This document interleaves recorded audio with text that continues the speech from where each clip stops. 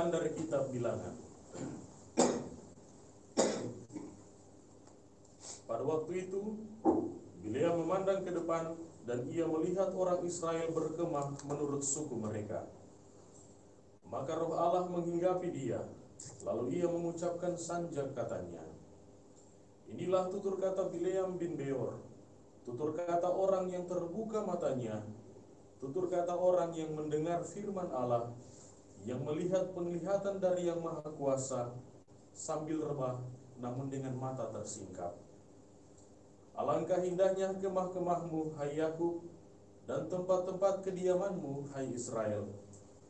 Laksana lembah yang membentang luas, laksana taman di tepi sungai, laksana pohon gaharu di taman Tuhan, laksana pohon ara di tepi air.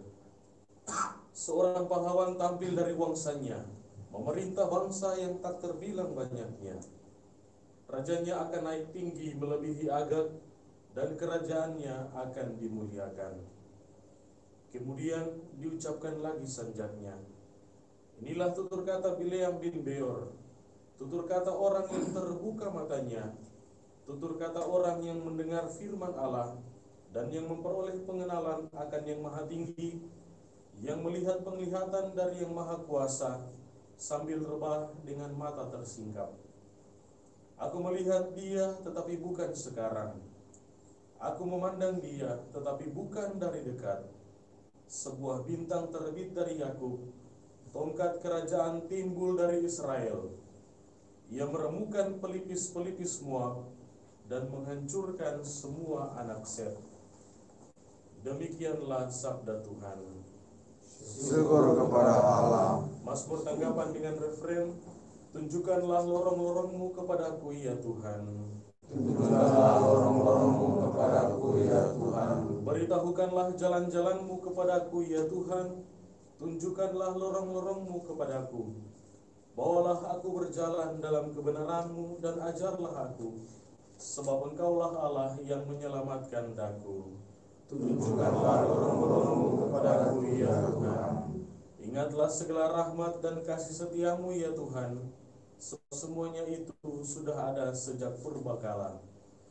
Dosa-dosaku pada waktu muda dan pelanggaran-pelanggaranku janganlah kau ingat, tetapi ingatlah kepadaku sesuai dengan kasih setiamu. Tunjukkanlah lorong-lorongmu kepadaku ya Tuhan. Tuhan itu baik dan benar, sebab itu Ia menunjukkan jalan kepada orang yang sesat. Ia membimbing orang-orang yang rendah hati menurut hukum, dan mengajarkan jalannya kepada orang-orang yang bersahaja.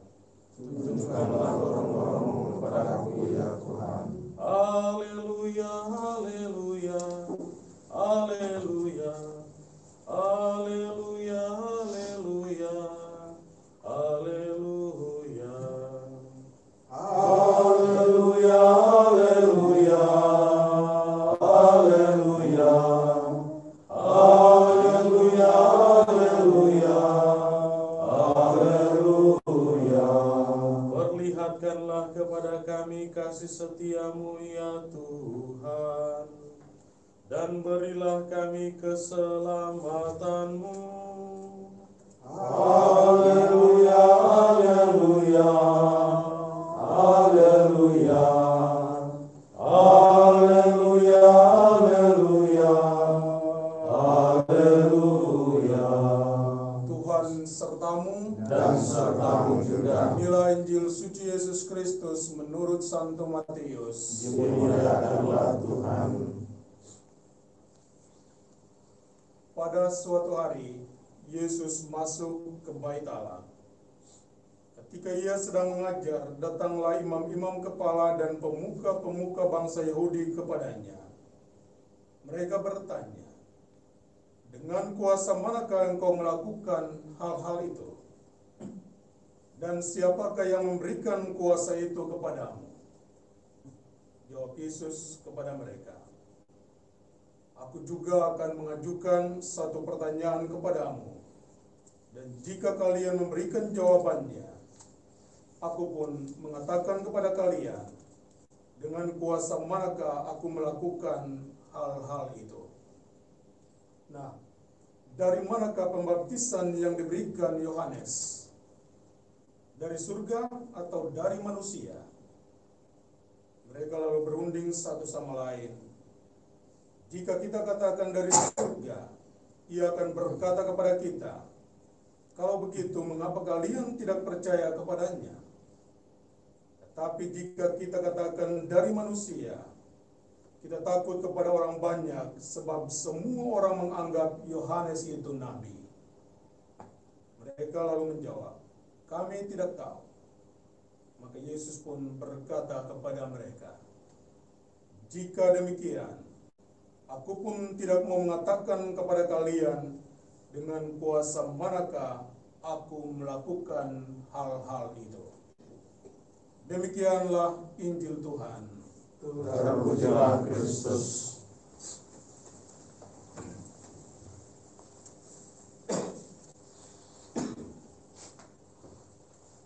Bila kita hidup tidak jujur, maka kita akan cenderung untuk menolak yang baik dan sebaliknya memeluk erat yang jahat. Realitas bangsa kita akhir-akhir ini, kita bisa melihat bahwa orang begitu gampang menipu, menebarkan hoaks, dan memperlakukan orang lain secara tidak adil. Demikian pun matinya hati nurani orang sehingga banyak bergabung jurus lalu memihak kepada yang salah, sebaliknya mengkritik dan mencelah yang benar secara membabi buta. Tipe di atas kita bisa lihat dalam diri orang tua-tua dan imam kepala yang kita dengarkan dalam bacaan Injil hari ini. Terhadap kebenaran yang dibawakan oleh Yesus, mereka menutup mata, berbalutkan gelar keagamaan, lalu mereka secara membabi buta menyerang Yesus dan kebenaran yang diwartakannya. Karena itu, di masa Advent ini spirit atau semangat Nabi Elia dan Yohanes Pembaptis ditonjolkan dan menjadi penting bagi kita untuk bermenung dan berefleksi tentang bagaimana cara yang terbaik untuk mempersiapkan hati dan batin kita menjadi palungan tempat lahirnya Yesus. Pertobatan dan pembaruan hidup menjadi penting, karena hanya dengan itu maka kita dapat mempersiapkan hati kita untuk menyambut Natal.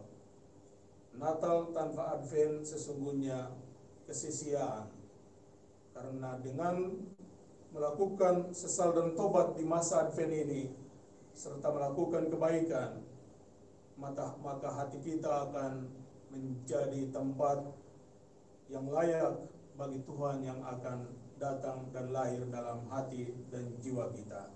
Semoga demikian. Amin.